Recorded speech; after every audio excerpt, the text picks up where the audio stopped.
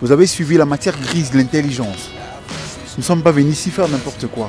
Baobab UGV, c'est votre chaîne de l'intelligence. C'est la chaîne qui vous informe de toutes les actualités du monde. En tout cas, si j'aurais à dire sur Baobab, ce ne serait que des félicitations et des remerciements. Personnellement, bon, moi je ne connaissais pas Baobab.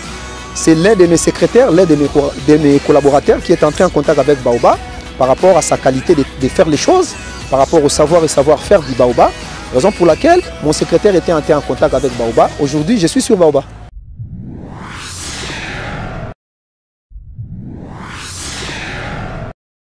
Ma requête en contentieux électoral devant la Cour constitutionnelle.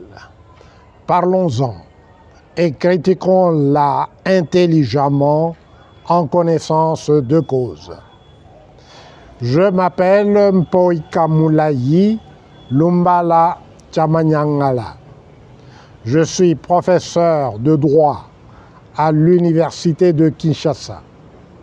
Je suis aussi avocat au barreau de Kinshasa-Gombe.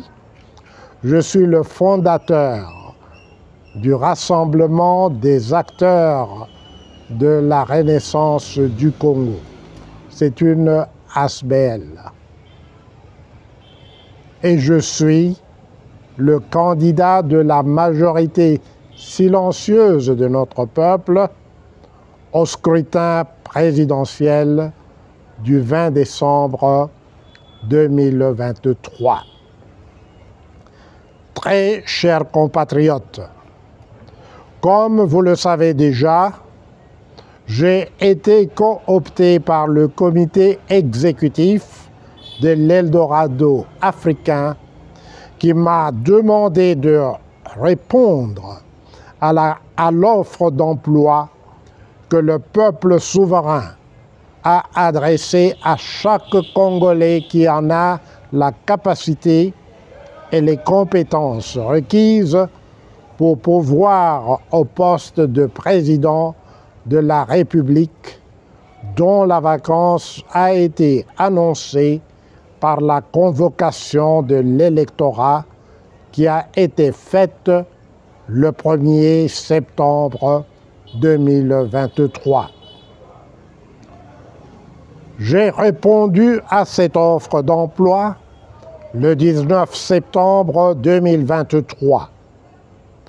Mais le préposé chargé par la CENI de recevoir toutes les candidatures pour les soumettre à l'examen de la commission chargée par la loi de décider si je remplis les conditions légalement requises, s'est substitué à la dite commission et a tout simplement refusé de recevoir mon dossier de candidature. En vertu des dispositions pertinentes de la Constitution, je me suis promptement référé à la Cour constitutionnelle afin qu'elle garantisse mes droits contre la violation qui leur a été faite arbitrairement et capricieusement par un préposé de la CENI ne disposant d'aucun titre ni qualité pour ce faire. Voici les dispositions pertinentes de la Constitution sur lesquelles reposent mes requêtes qui sont pendantes devant la Cour constitutionnelle. L'article 150 de la Constitution stipule que le pouvoir judiciaire est le garant des libertés individuelles et des droits fondamentaux des citoyens. L'article 160 dispose que la Cour constitutionnelle est chargée du contrôle de la constitutionnalité des lois et des actes ayant force de loi. L'article 162 affirme que toute personne peut saisir la Cour constitutionnelle pour inconstitutionnalité de tout acte législatif ou réglementaire. Elle peut en outre saisir la Cour constitutionnelle par la procédure de l'exception de l'inconstitutionnalité invoquée dans une affaire qui la concerne devant une juridiction. Celle-ci sursoit à statuer et saisit toutes affaires cessantes la Cour constitutionnelle. Dans son audience du 27 octobre 2023, la Cour constitutionnelle a entendu notre cause. Contre tout bon sens, la CENI a argumenté à tort, selon nous, que la Cour devra déclarer ma requête irrecevable, constitutionnalité de tout acte législatif ou réglementaire. Elle peut en outre saisir la Cour constitutionnelle par la procédure de l'exception de l'inconstitutionnalité invoquée dans une affaire qui la concerne devant une juridiction.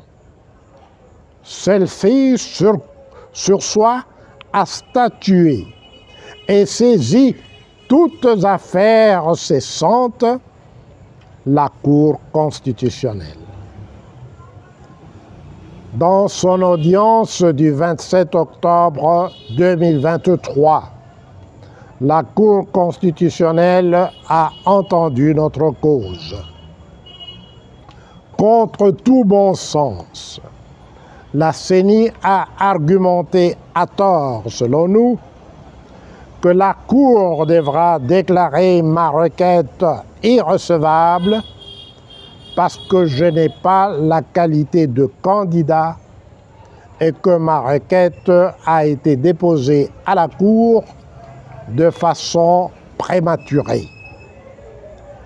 Il est évident qu'une telle lecture ignore totalement les dispositions pertinemment claires et limpides de l'article 72 et de l'article 162 de la Constitution.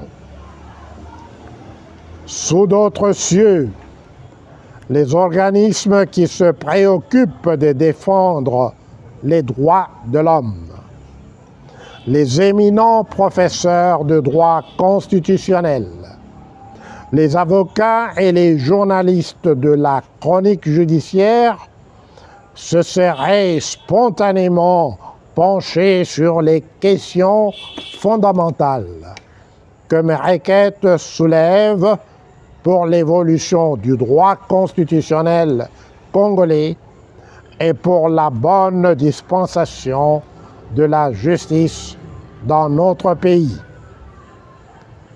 Hélas, l'intelligentsia de notre pays semble totalement inhibée, comme le commun des mortels, par son silence ahurissant sur ces questions fondamentales.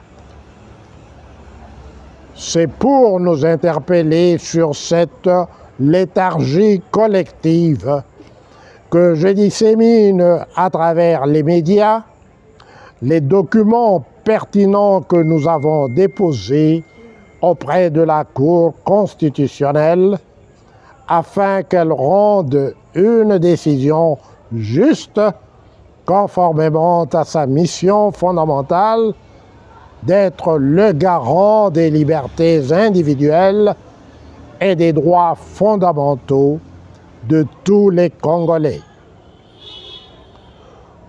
Je m'en voudrais énormément si je m'étais de rappeler à nos juges constitutionnels le colloque international que la Cour constitutionnelle avait organisé ici à Kinshasa à très grands frais et avec grande pompe sur la justice constitutionnelle en mai dernier.